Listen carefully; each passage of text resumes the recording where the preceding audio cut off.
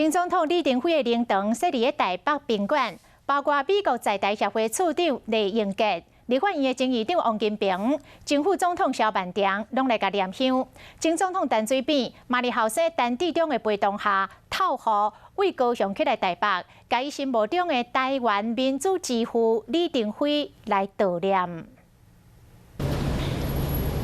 推一支拐啊！伫后生高雄市议员陈致中的陪同下，落雨天上北，前总统陈水扁透早就来到台北宾馆的追思会场，悼念台湾民主之父李登辉。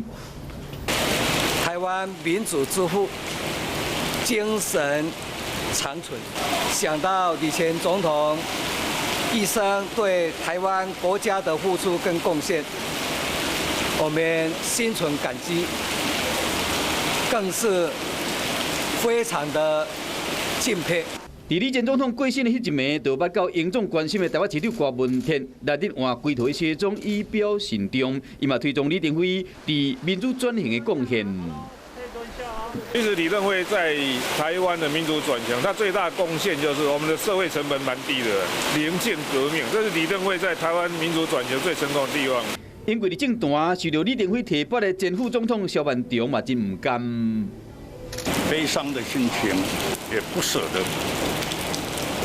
很难过的，来这个追溯。美国在台协会处长李英杰嘛到现场致意。